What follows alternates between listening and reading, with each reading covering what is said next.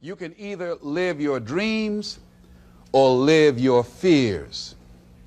And I think the majority of people actually are not living their dreams, but are living their fears. So I want to ask you a question. What are your fears? What are you afraid of? What are you scared of? Because we all have fears, don't we? We all have something that's blocking us, that's holding us back. And as we begin to look at life, what we realize is that the reason that most people are not living out their true potential, are not doing all of the things that they would really like to do, is because of fear. Some people call fear false evidence or expectations appearing real.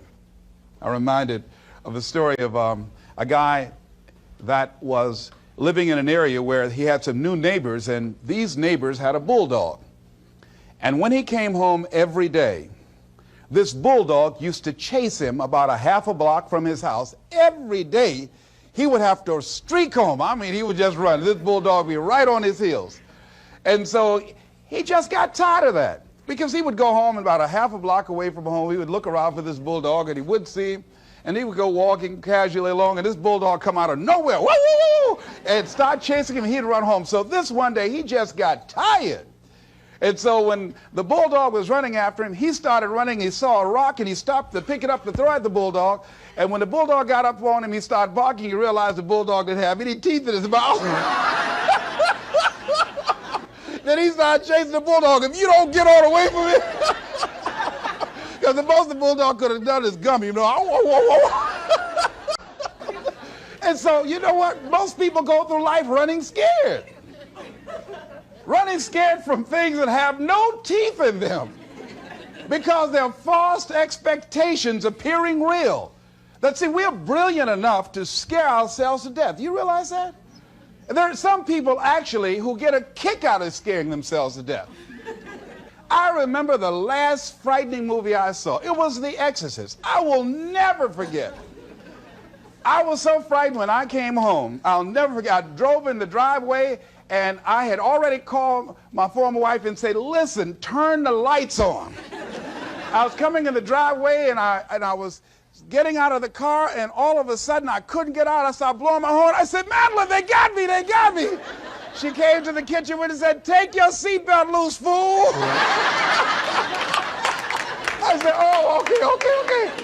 I was frightened out of my wits.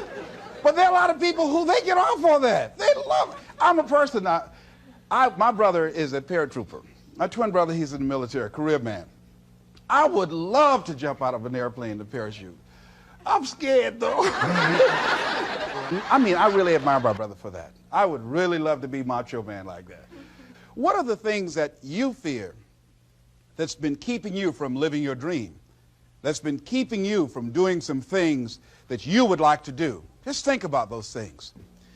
And how do we begin to handle that? Abraham Maslow said that life is about growth. And he said, you can either go back to your comfort zone, and there you won't find any growth, or you must be willing to go forward and face your fears again and again and again, because you're never going to have a fear-free existence. I mean, some fear is acceptable and legitimate. There are some things that you really should be afraid of. Now, you shouldn't allow it to immobilize you. You acknowledge it, you take it into account, and you carry yourself accordingly. There are times that we should proceed with caution. But it's the difference between being stopped by fear. It's the difference between having a fear and the fear having you. So what do? One, acknowledge it, and knowing that it's okay. Don't condemn yourself for being afraid. It's perfectly fine to have some fears. You acknowledge your fears, you embrace those fears, and then you move on. You act on whatever it is that you fear. Because once you embrace it, see, what you resist will persist. What you resist will persist. So one of the most important things is to begin to embrace your fear.